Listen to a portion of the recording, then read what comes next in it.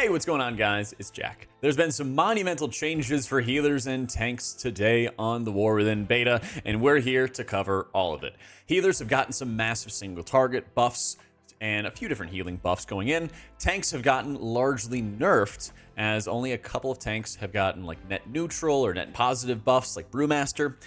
And I want to break down what are these changes, how they all feel, why I think in general that healers having to heal tanks more is going to be a good thing, and what are the bad things right now with 4 weeks or so before launch. What do they need to fix in order to make this a success? Okay, so starting it off, we've got a number of healer changes. Druid getting a number of buffs, and I'll have everything linked in the description if you want a full overview of everything. Druid got a number of buffs to their single target healing, Cenarian Ward, Life Bloom, Regrowth, Swift Mend. It kind of got to the point throughout these notes, and we'll go over it fast, that they found every ability that does like single target healing, and they basically like buffed it nearly like 20%, thereabouts. Preservation is like this 20% king. They got like Spirit Bloom, Living Flame, Verdant Embrace buffs across the board. Mistweaver got an increase in their healing to Jadefire's Spinning Crane Kick, the Awakened Jadefire, so their Spinning Crane Kick's doing more healing.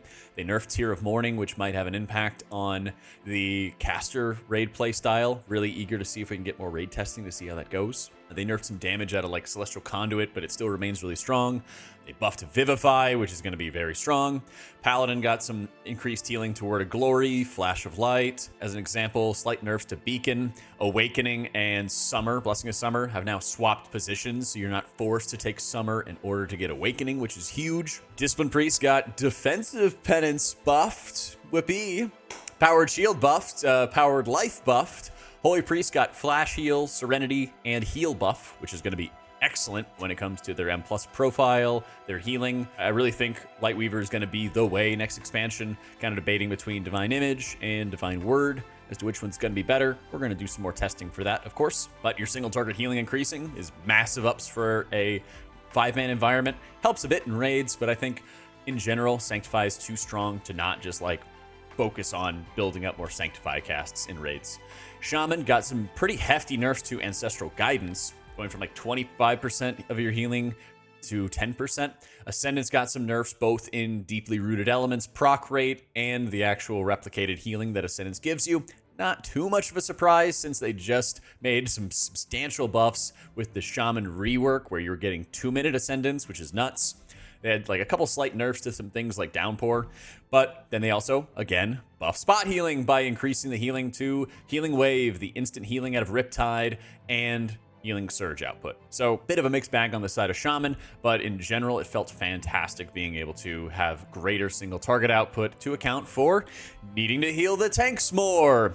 And so I'm still getting through playing with all of the tanks as I had limited time, but I played through with 3 or 4 different tanks, with Blood Decay, with Brewmaster Monk. I was watching a number of Guardian Druid runs, watching some Prot Pally runs, and we were playing with some Prot Warrior along the way. So we still need to keep an eye out for how like VDH is going to be playing. That's probably going to be my goal coming up. But in general, systemically, they are nerfing the tanks across the board with a few different core concepts that they want to make sure that they're focusing on. Okay, so the big things that they are going to be focusing on, and we're not going to read the whole thing, again, linked in the description down below. We're going to focus on a couple of their big goals because they have this whole lengthy post. First and foremost, they want to smooth out the damage that tanks and parties are taking and retain the challenge of keeping them all alive. And a big thing to highlight is taking those changes into account in encounter design and encounter tuning. So they got to nerf some areas. If you played Ruby Life Pools in Season 1, that place annihilated you. And if you've played it in Season 4, it's a much different beast that you have to take on. So these are some things that must be addressed. They want tanks to take more damage overall, but shouldn't die significantly more often. This is one of the areas where they have been keeping in mind that there's moments as well where you're kind of getting like bursted down or having like spiky deaths, and they want it to be steadier and not too fast. And so that healers actually have time to respond to tanks losing large amounts of health and actually be able to push up their health pools again. And so as a result, they want tanks to have strong answers to threats or periods of danger, aka if things get pulled or they need to pop an extra defensive, but have less sustained self-healing. Part of the problem with this is when tanks have routes in mind, they're also using defensives in mind. And so there's naturally going to be those moments they may not actually have defensives on hand. And so as a result, they need to make sure they have enough stamina so that a healer can heal them through unexpected damage and have time to respond. Otherwise, they would end up getting bursted down. That's part of like encounter design. It's part of what we're going to talk about as we show some of our footage. Healer gameplay should not be dominated by tank healing.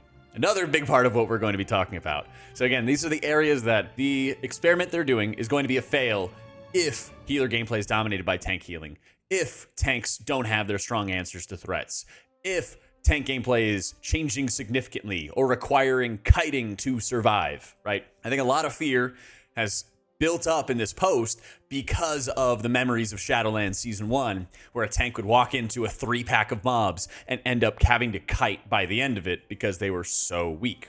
Their goal, and my own experiences today with the changes themselves, was that tanks were not being forced into this situation where they had to kite to survive, okay? And again, they are also asking for feedback, specifically for us healer folk. How much of your attention went to tanks compared to before? I can already answer that and let you guys know that there were a lot of moments where I was not putting much attention to healing my tank whatsoever. Some moments where I actually was when like I was playing with Equinox and he purposely was playing more damage-oriented builds at the expense of his survivability. I actually felt like I had to heal him a lot. Now, after these changes came in, I went up with Equinox and some friends to start doing a few of the different dungeons, trying a couple of different healers out, and seeing how it felt to heal those tanks. I was going with Shaman, Paladin, Preservation Evoker, and Resto Druid on day 1, and I'll do all the rest. Make sure you're tuning in to the live stream and subbing to this channel if you haven't already, because we're always streaming all of our footage and all of our content here on the YouTube channel and on Twitch. But in general, it felt like it was actually easier to heal Brewmaster since he went to go for a more tanky build. And as a result, I didn't actually feel like I was super stressed healing a Brewmaster Monk.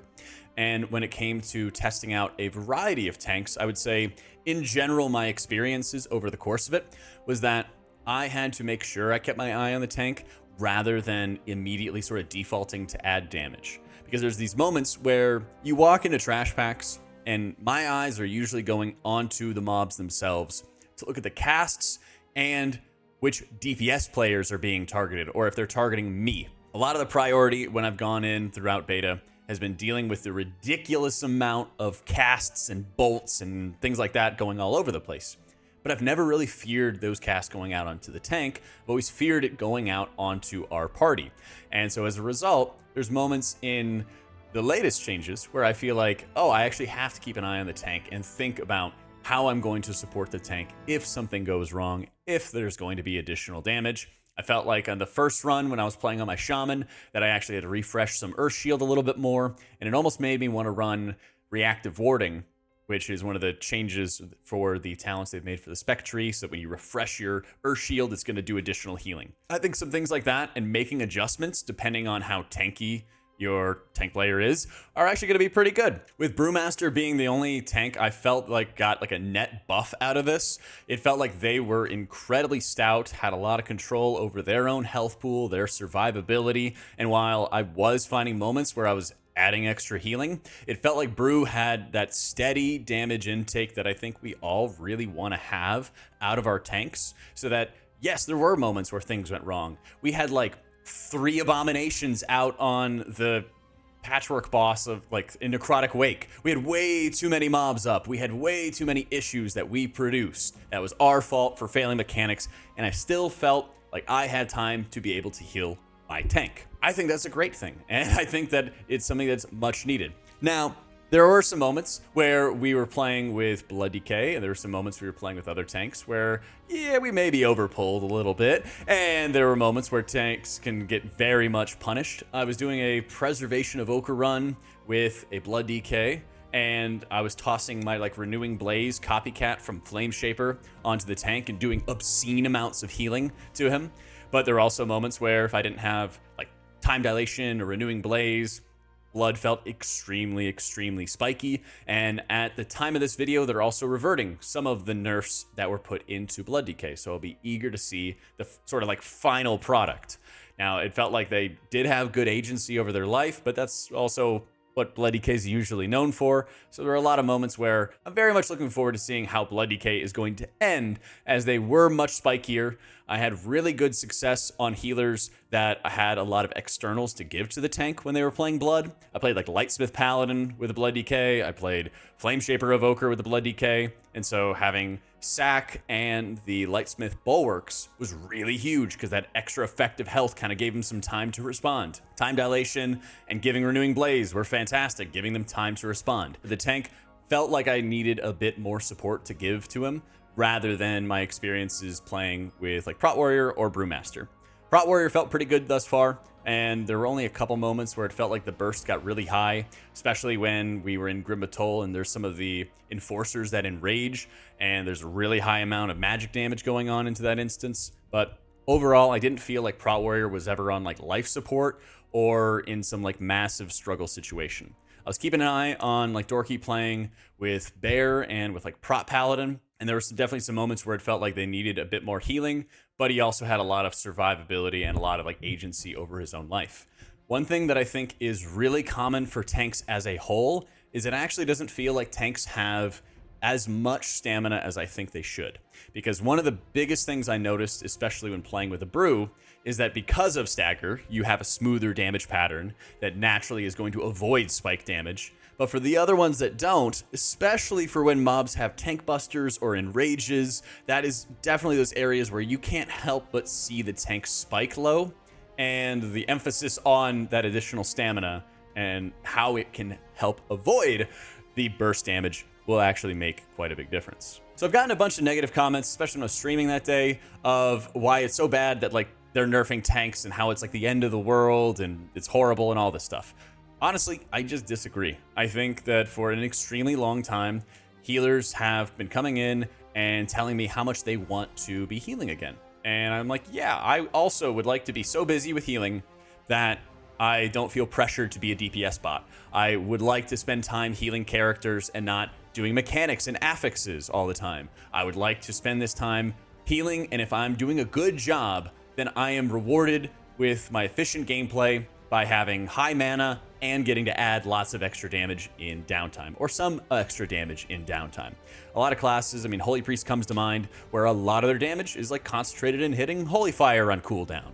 And I'm rewarded by that extra damage because I hit the Holy Fires on cooldown, and I healed efficiently to save my allies. And by and large, I think it's a good thing for an MMO where you rely on other people to complete the dungeon, that there is some reliance on the healer and the healer being skilled. There's reliance on the tank and the tank being skilled. And there's reliance, hopefully, on the damage dealers being skilled and adding into interrupts. I think the biggest negative that comes with tanking at the moment is the community perception that they have to bear so much responsibility and nobody else has pressure to really step up to the plate with organizing groups, forming routes, kicks, stuns, interrupts, crowd control calls, all really get focused onto the tank. And it is absolutely frustrating when there's another element that gets kind of thrust upon them that's not specifically because of their job. At the same time, there's been a number of areas where healers were completely not needed whatsoever and built really to be irrelevant. I think most all of Dragonflight, people have been tired of how healing is worked. They've been tired of feeling irrelevant. They've been tired of not being able to have an impact in their keys besides just doing the affixes for the group or whatever sort of mechanics came to mind. And if you want them to be powerful and have agency in the group, well, there's some dependence. There's some power that needs to be handed off as a result. At present, I actually don't think that there's too much power being given away from tanks in terms of their own survivability. I don't think we're anywhere near close to any sort of Shadowlands-esque, like tanks are forced to kite and run for their lives kind of situations whatsoever, which is a great thing. Although, I do think that these changes are not perfect. Before these changes came in, I had already had a couple tweets talking about how worried I was about a lot of the dungeons, a lot of the boss fights, and how light-handed they've been thus far in beta, making changes to tune these dungeons properly. I personally think it's an absolute failing on Blizzard's part if the game goes live and there's massive overtuning in the dungeons for 3 or 4 weeks, and then they have to go and nerf them. I think a dungeon like Ruby Life Pools, going from like 5 flame spits on the final boss to like 3 and then down to like 2 or something like that over the course of the entire expansion, is actually a failure in what they're presenting to players. I think there's going to be a lot of players coming into a new expansion thinking about doing Mythic Plus with their friends, getting absolutely annihilated in the first week if the dungeons are going in really highly tuned, and then they don't really go back. And now you might ask, well, hey, this is infinitely scaling content. Aren't they always going to be hitting a point where people get one-shot? Yes, they will. But it's a little different with how they've changed the affixes. From 2 to 11, they're having the rotating weekly affix type shenanigans, the things we're used to, right? 12 and onward is effectively quote-unquote no affixes, right? Guile, the additional stamina and damage being added to monsters. And so you only are playing against the dungeon itself. I think that's pretty clear that 12 and up is the sweat zone. It is the players who want to push themselves. It's players who should have the dungeon mechanics and knowledge, competitive mindset, and drive to push, okay? Your gear, your rewards are capped at 10. After that, it's just bragging rights, the title, the achievements, all that kind of fun stuff. So I think it's very fair to say that the 2 to 11 range should not be as hard as we are experiencing it at the moment on beta. It's not a surprise that things are overtuned, but there should be an active element in Blizzard's dev team to be tuning these dungeons and adjusting them before casual players are going into it. That's going to have a significant impact on the tank's experience, especially getting this sort of on-ramp of difficulty where things get progressively harder instead of sort of like smacking you in the mouth right when you go into it. We're trying to do, 10s and 11s with normal raid quality gear, which is a little undertuned or a little undergeared, but not so much that I feel like mechanics should be hitting me for 70, 80, 90% of my life. And I'm like worried about mapping out my cooldown usage. I think that's something I should be thinking about at 12s, 13s, 14s, and onwards, right? That's the difference I really wanted to bring up. And adjusting the encounters goes hand in hand with making the tank experience better, but also making the healer experience better. It's okay to have a burst or a bolt of a mechanic if you have time to top that player off before the next burst or the next bolt that goes off. We need to be able to have the health pools to survive that incoming damage, and we need to have the active tuning to reduce the heavy amounts of hits that we are sustaining. Take a look at live servers right now in Ruby life pools and how much damage bolts are dealing to you at a +5, at a +10, at a 15, and onwards, because those are the kind of adjustments that they need to be making right now before casual players are walking into the new expansion and then just getting annihilated and run over, because why would they want to go back and wait for buffs and wait for nerfs or wait for changes? The sweaty players will. They're pretty dug in. People have sat around and waited through bad affix weeks to wait for the good weeks. And there's been a significant jump in people doing dungeons on certain weeks when it's more favorable because they want to push for title. That's not the problem. They're already bought in. I'm talking about the people we want to make sure are locked into our community, who want to continue progressing these dungeons. So they need to make those changes with the dungeons themselves. I think they also need to start making some changes to the overall stamina that we have, increasing all the players' stamina more than the 60% they did at the beginning of Alpha, because that's what they referenced in this blue post today, was what they've already done. It's pretty good, but we're still going to repeat the process of the heavy burst damage of Dragonflight because we have such strong defensives, and the only way around that is to progressively increase stamina. They've done that in the past. They did that significantly in Battle for Azeroth with the Essence system, having nodes of additional stamina, with increasing Azerite armor stamina significantly in the Battle for Dazar'alor raid. And as we kept getting borrowed power in that expansion, we kept ballooning stamina to adjust. It worked well in that expansion, and it can work very well in the War Within if they are actually staying on the ball with this. I'm very disappointed in Blizzard, and I think it's an abject failing on their part that they didn't look to nerf defensives for everybody, and they're only trying to nerf defensives for tanks 1 month out from the expansion. I agree it's too late. I agree there's a lot of frustration, and there's going to be a lot of work that they have to do to get it right. I think they can when they're properly motivated, because we've seen those changes happen with the Mythic Plus system. We went from crazy weird damage buffs for 2 weeks for random spell schools to actually very good changes that people have been dying for ages. They can do these things, and with the tank changes, they've shown that they can do these things when properly motivated. The long-term solution to like making healing better and everything, part of it is tank sacrificing a bit of agency, but not much. And then another part of it is also DPS players sacrificing some survivability agency, but not all of it, so that they're not tuning encounters to be crazy bursty. We'll see what other kind of changes that they have in store, but I'm excited to make sure to keep on covering it.